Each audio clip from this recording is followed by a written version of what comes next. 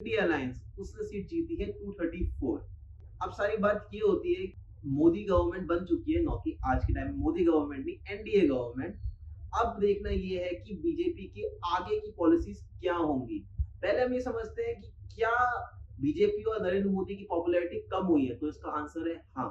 अगर हम देखें तो बीजेपी ने काफी स्टेट्स में काफी खराब परफॉर्म किया है, जैसे उत्तर प्रदेश, राजस्थान, और प्राइम मिनिस्टर मोदी जो अपने खुद की कॉन्स्टिट्यूएंसी से कुल 1.5 लाख वोट से जीते हैं, जो कि खुद में काफी शॉकिंग चीज है कि वो उनका गढ़ था।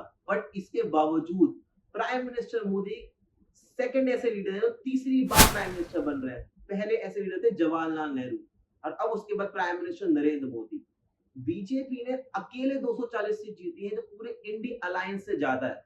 तो इसका मतलब तो क्लियर है, लोगों को बीजेपी पे आज भी विश्वास है। तो क्या ऐसे रीजन रहे कि बीजेपी ने कुछ स्टेट्स में काफी खराब परफॉर्म किया, स्पेशली उत्तर प्रदेश में? तो इसका एक सिंपल रीजन है, कास्ट पोलराइजेशन, एक्सट्रीम वेलफेयरिज्म, कि लोगों को बांटना, फ्रीबी जिसे हम कहते हैं कि हम पावर में आएंगे तो इलेक्ट्रिसिटी देंगे, 1,000 रुपए देंगे, ये करेंगे, वो साल करेंगे। का 1 लाख रुपया बैंक अकाउंट के अंदर। ये सबसे बड़ा रीजन है। और एक जो रीजन है वो है कैंडिडेट्स, कि हम कैंडिडेट देखें तो जो सेंट्रल लीडरशिप थी, उन्होंने ऐसे लोगों को चूज किया जो कॉम्पिटेंट नहीं थे। उन्होंने लोकल लीडरशिप की कंसिडरेशन नहीं ली।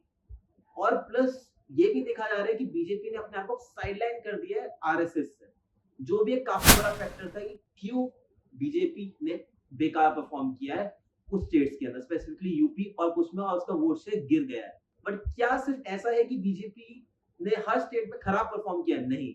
अगर हम उड़ीसा देखें, अगर हम पंजाब देखें, अगर हम पंजाब के अलावा तमिलनाडु देखें या फिर केरला देखें, बीजेपी ने उनका वहां पे उनका वोट शेयर कंसिडरेबली इंक्रीज हुआ है, जो एक काफी बड़ा अचीवमेंट है कि बीजेपी का इन्फ्लुएंस इन स्टेट्स में भी बढ़ रहा है। और सबसे बड़ा रिमार्केबल अचीवमेंट ये है, केरला में बीजेपी ने एक लोकसभा कॉन्स्टिट्यूंसी में सीट भी जीती है, जो उनकी पॉलिटिकल हिस्ट्री में पहली बार ऐसा हुआ है, जो चीजें कमेंडेबल है। अब सारी बात ये है, जो एनडीए गवर्नमेंट है, जो कोalition में जिसके साथ वो बनी है, जैसे जेडीयू हो गया, टीडीपी हो गया, क्या ये कोalition में इसका क्या इफेक्ट पड़ने वाला है? क्या ये कोalition छोड़ देंगे और एनडीए अलायंस गिर जाएगा? तो इसका सिंपल आंसर है कि उसकी इतनी पॉसिबिलिटी है जितनी राहुल गांधी की प्राइम मिनिस्टर बनने की है।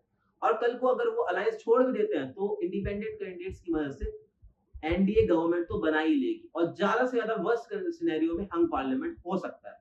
पर अगर हंग पार्लियामेंट भी होता है तो दोबारा इलेक्शन होंगे, और उसमें भी आएगा तो मोदी ही, क्योंकि कोई भी ऐसे अलायंस को वोट नहीं देना चाहेगा जो जिसके पास एक क्लियर लीडरशिप का फेस ही ना हो, जैसे इंडिया अलायंस में कोई लीडरशिप है ही नहीं क्लियर, कोई फेस ही नहीं, कौन प्राइम मिनिस्टर बनेगा। ऑल्दो उन लोगों की जो परफॉर्मेंस रही है वो हमारे डेमोक्रेसी की ब्यूटी दिखाती है कि अपोजिशन भी स्ट्रांग हुआ है इस बार। अब सारी बात ये है कि जो एनडीए अलायंस के अंदर कोalition पार्टनर्स हैं, उनकी भी इकोनॉमिकली और पॉलिटिकली सेम आइडियोलॉजी है, जो नेशनल इंटरेस्ट के लिए।